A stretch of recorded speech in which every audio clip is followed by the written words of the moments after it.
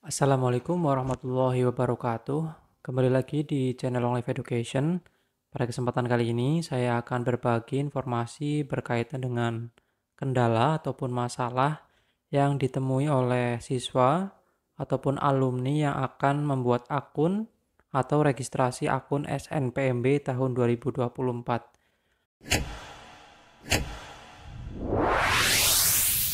Akan saya tampilkan beberapa kendala ataupun masalah yang pernah ditanyakan kepada saya dan juga nanti akan saya berikan solusinya atau cara pemecahan masalahnya. Untuk kendala atau masalah yang pertama yaitu NISN, NPSN atau tanggal lahir salah. Nah, apabila teman-teman mengalami kejadian seperti ini, berarti itu kemungkinan ada salah satu dari ketiga inputan yang tidak sesuai. Mungkin NISN-nya atau NPSN atau tanggal lahir. Kemungkinan besar biasanya salah menginputkan di NISN karena untuk tanggal lahir tentunya teman-teman tahu tanggal lahir sendiri. Dan kemudian untuk NPSN teman-teman bisa mencarinya di Google. Tinggal ketikkan saja NPSN sekolah teman-teman. Nah, kemudian untuk NISN.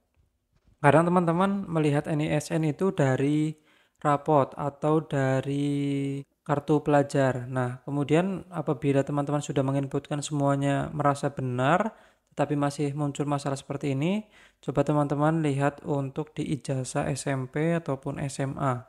Kemudian apabila memang ada perbedaan, silakan bisa menuliskan sesuai dengan yang ada di ijazah.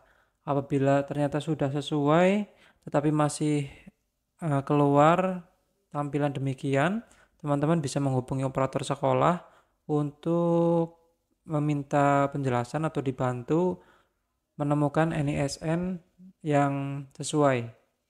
Nah, apabila itu sudah dilakukan, seharusnya teman-teman bisa melanjutkan untuk registrasi akun SNPMB.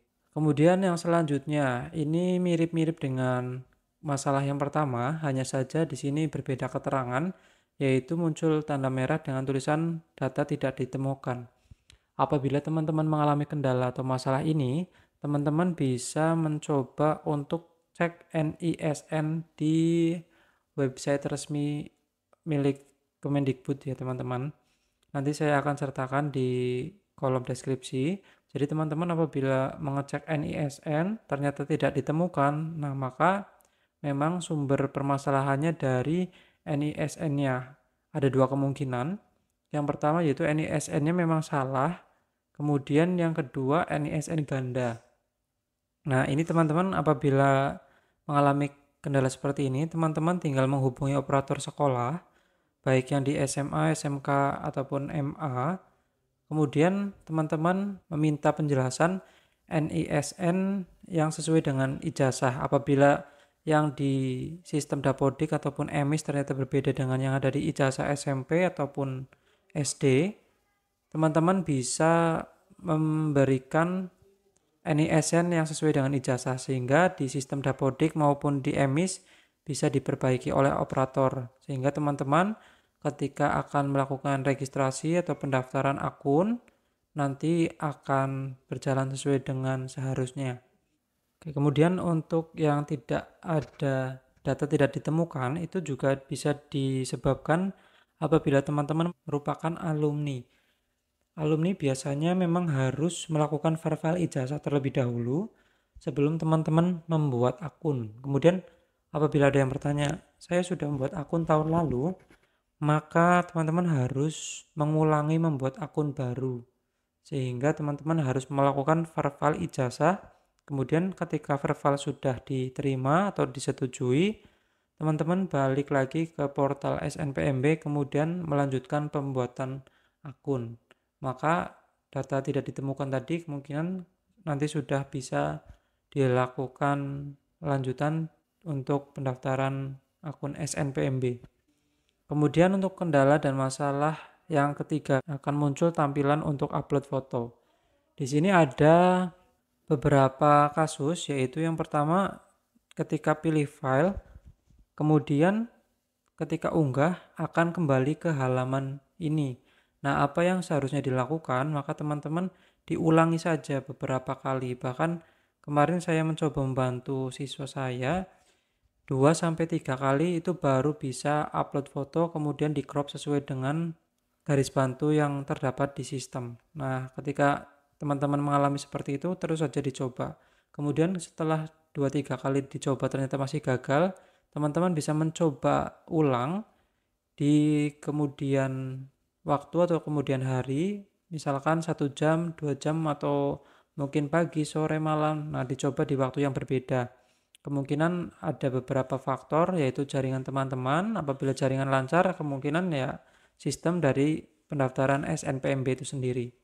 Kemudian yang selanjutnya, ketika teman-teman sudah melakukan verifikasi untuk melanjutkan pembuatan password di email, teman-teman sudah memang menginputkan email sesuai dengan email aktif yang dipakai.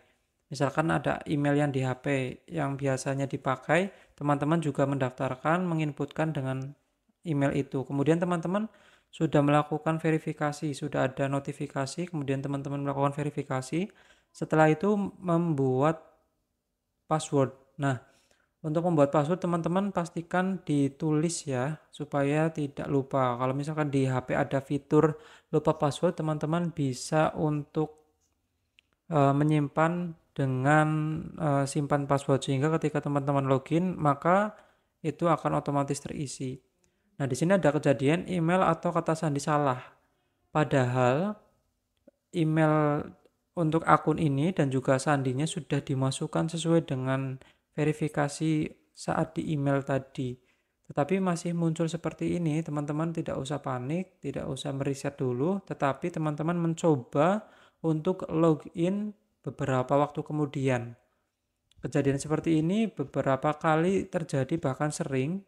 Hal ini terjadi karena sistem yang mungkin menumpuk ya, karena yang melakukan registrasi itu kan seluruh Indonesia. Jadi ya kemungkinan sistem kadang mengalami kendala berupa error dan sebagainya. Jadi teman-teman harap bersabar, kemudian dicoba lagi. Kemudian ketika teman-teman tetap tidak bisa masuk, teman-teman klik saja lupa kata sandi, nanti akan dikirimkan untuk perubahan sandi melalui email yang teman-teman input.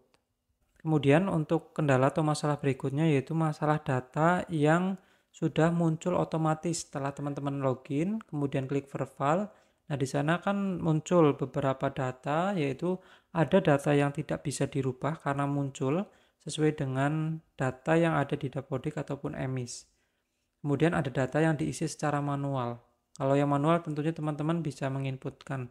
Kemudian untuk yang data terisi otomatis, apabila ada data yang keliru, baik itu huruf ataupun angka, teman-teman harap diperbaiki terlebih dahulu menghubungi operator sekolah, baik yang Dapodik maupun EMIS.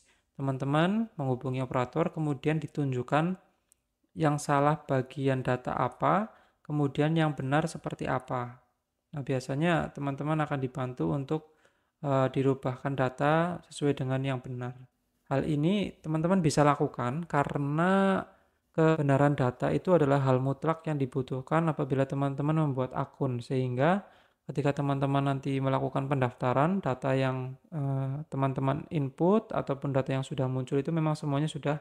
Itu saja mungkin untuk kendala dan masalah serta solusi atau cara memperbaikinya. Semoga bisa bermanfaat. Kemudian nanti apabila ada masalah lain, silakan teman-teman bisa tulis di kolom komentar. Sekian, Assalamualaikum warahmatullahi wabarakatuh.